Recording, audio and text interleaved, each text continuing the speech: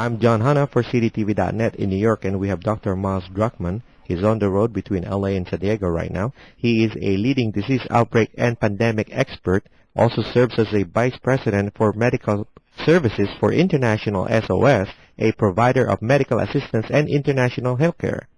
Thanks for joining us, Doctor. Thank you very much. What is a flu pandemic? Well, I think that's a very good question, and this is an important question to understand. A influenza pandemic is a illness that ultimately goes everywhere in the world. It's really everyone in the world is potentially could be exposed to this illness. And an influenza pandemic ultimately has three main characteristics. It needs to be a virus that is new, which means we've never seen it before, and our bodies have never seen it before, so we don't have any immunity to it. The second thing is it needs to be an illness which causes significant illness and potential death. So it needs to obviously, cause a lot of medical issues, health issues for people. And then the third is that it needs to be able to be transmitted easily between people. So it ultimately can spread around the world. So it needs those three characteristics. And really, the world has been monitoring for an influenza pandemic for many years.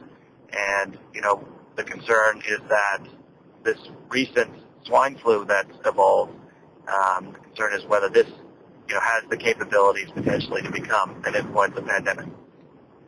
Okay, so what is the swine flu? Well, the swine flu is a influenza virus. It actually is started initially in swine and pigs. The pigs actually get influenza as well. And this virus, though, jumped from pigs to humans, and then the virus changed and mutated a bit, and then has been able to go from human to human. So influenza viruses could come from, typically they come from animals, and it's typically either birds, pigs are most common, and we've seen that with the avian flu, which is the bird flu, and that was an influenza virus that came from poultry and wild birds, and this is swine flu coming from pigs. Okay, now this is coming from pigs. Can you get swine flu from pork? No, you can't. So it's cooked. Same thing with avian flu.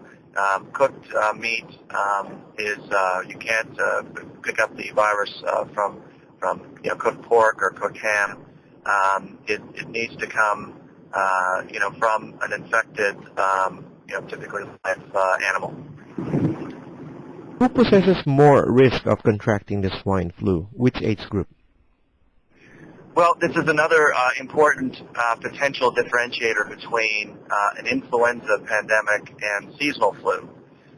In seasonal flu, the typical people that are affected are the very young and the very old. So we typically give those seasonal flu shots to those populations. It's expected that in an influenza pandemic virus, in a new virus that we see, the virus can affect young, healthy people. And unfortunately, that's what we're seeing in Mexico in particular, where young, healthy people are becoming ill with this disease, as opposed to kind of the seasonal flu model, which is mostly the very young and the very old. So this poses a lot more danger. Should we be scared with it, and how do we avoid it or limit the chances of getting it? Well, at this point, everyone is saying there's no sense to panic. There's no need to panic. It's really a question of being very vigilant, monitoring the situation. We're in a very kind of early days, in a very fluid situation with the swine flu outbreak. So it's a question of really doing a lot of common sense things that people do, for the seasonal flu. Which basically is to wash your hands regularly, keep safe distance, particularly from someone who might have a cough or have flu-like symptoms. Really monitor your own personal health closely, and if you do have symptoms, seek a doctor. Obviously, those people who have been traveling to or living in some of those affected areas in Mexico City, the outbreak has been quite severe. They have a higher risk of exposure there than, say, in the U.S. population. And the good news so far in the U.S. is that of the few cases we've had, it's been a relatively mild infection, which is not, only in one case has required hospitalization, and no one has died. So we've been fortunate in the U.S. That the cases have been very mild. Now, what are the symptoms? Well, the symptoms are your typical flu symptoms. So they have headache, runny nose, cough, fever. Those are kind of the typical symptoms. They can also have muscle aches and fatigue, and in some cases there's vomiting and diarrhea. And so from a doctor's perspective, it's very hard to differentiate the swine flu from the seasonal flu. And ultimately, to clearly differentiate it and confirm the illness, you need to do laboratory tests to confirm it.